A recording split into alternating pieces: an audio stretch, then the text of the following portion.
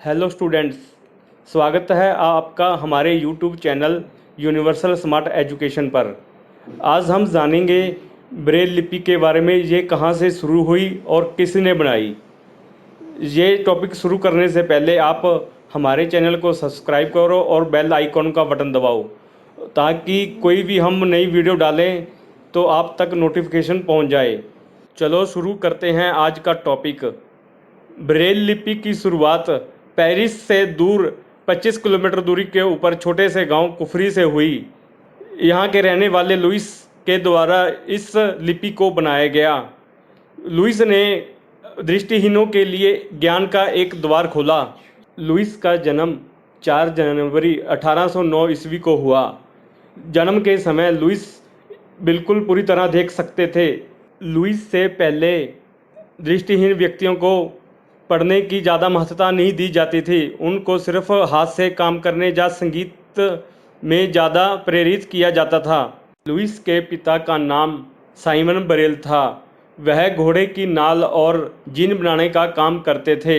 एक दिन लुइस उस कार्यशाला में आ गए जहां पर उसके पिताजी घोड़े की जिन और काठी बनाने का काम करते थे।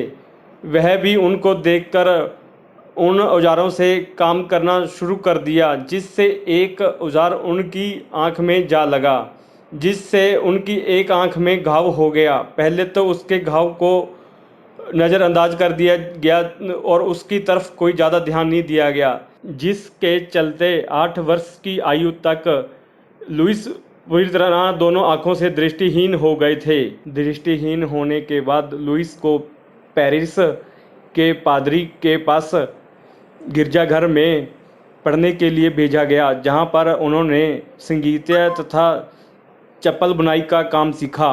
आगे पढ़ने के लिए उन्हें national institute for blind children school में दाखिल करवाया गया। लुइस को पढ़ने लिखने का बहुत शौक था।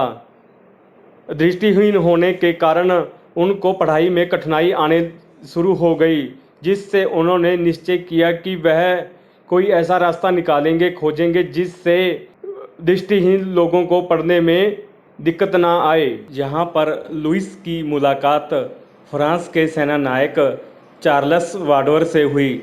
उन्होंने बताया कि वह रात को सैनिकों को निर्देश देने के लिए एक कागज़ पर उभरे हुए 12 बिंदुओं के द्वारा उनको निर्देश देते हैं।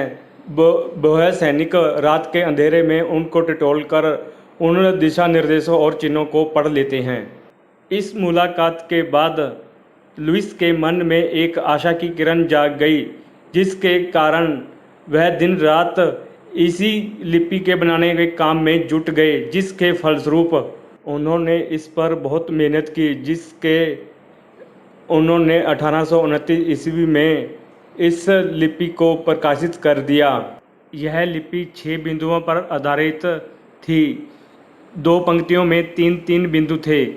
इस लिपि को लिखने के लिए एक मोटे कागज पर ये 6 बिंदु उभारे जाते हैं, जिसको फलस्वरूप दृष्टिहीन व्यक्ति छू कर इनको आसानी से पढ़ सकते हैं। लिपि पूरी तरह बन जाने के बाद लुइस की खुशी का कोई ठिकाना ना रहा, लेकिन उनके जीवित रहते इस लिपि को मान्यता प्राप्त नहीं हो पाई।